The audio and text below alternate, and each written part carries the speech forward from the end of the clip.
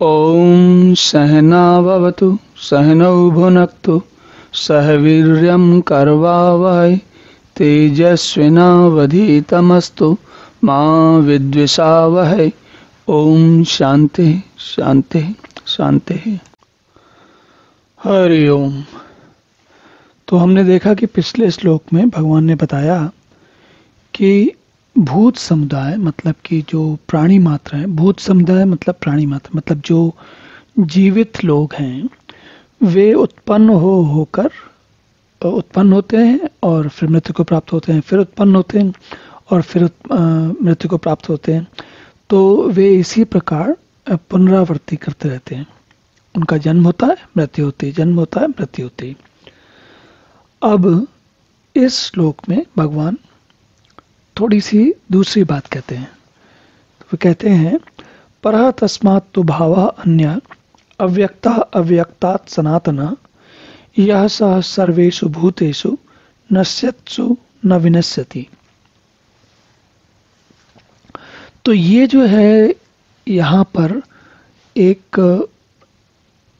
जो वेदांत की दृष्टि से बड़ी गंभीर बात कही गई है।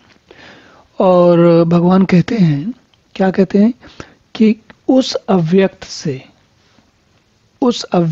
भी अति परे, उस अव्यक्त से भी परे, परः तस्मात् तु भावो अन्यो अव्यक्तो अव्यक्तात्, भावो अन्यो अव्यक्तो अव्यक्तात्, अव्यक्त से भी अव्यक्त, सनातन, यह सह सर्वेषु भूतेषु।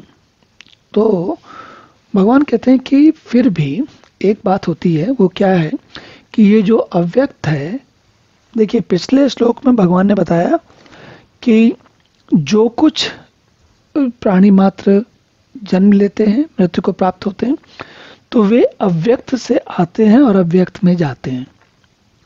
अब उस अव्यक्त के बारे में इस श्लोक में बताते हैं भगवान, और क्या कहते हैं कि उस अव्यक्त से परे दूसरा विलक्षण जो सनातन अव्यक्त भाव है, भावो अन्यो, ऐसा भाव जो अनन्य है, जो और कहीं नहीं मिलता, किसी में नहीं मिलता। तो ये जो होता है, क्या भाव है? वो अव्यक्तो अव्यक्तात् है, अव्यक्त से भी अव्यक्त है।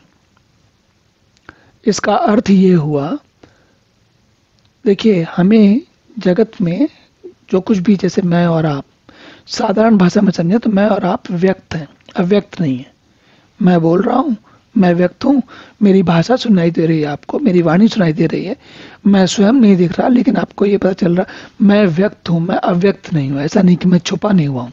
अव्यक्त का अर्थ होता है जो व्यक्त नहीं हुआ, जो छुपा हुआ, जो दिखता नहीं है या जो अनुभव में नहीं आता। तो भगवान ये कह रहे हैं कि जो अव्यक्तो अव्यक्तात् है वो सनातन है। तो और यह सा सर्वेषु भूतेषु नश्यत्सु न विनश्यति।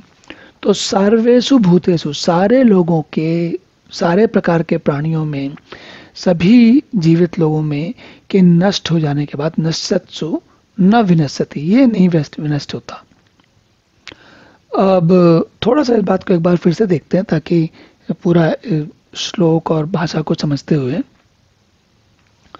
भगवान ये कह रहे हैं कि जो परमात्मा सनातन है वह अव्यक्त से भी अव्यक्त है, और जो जितने भूत हैं, जितने जीवित प्राणी हैं, ये धरती खत्म हो जाए, ये पूरा ब्रह्मांड खत्म हो जाए, ये पूरा जितना भी जो कुछ दिखता है, सारी सृष्टि खत्म हो जाए, तब भी वह परमात्मा विद्यमान रहता है, कभी नष्ट नहीं होता।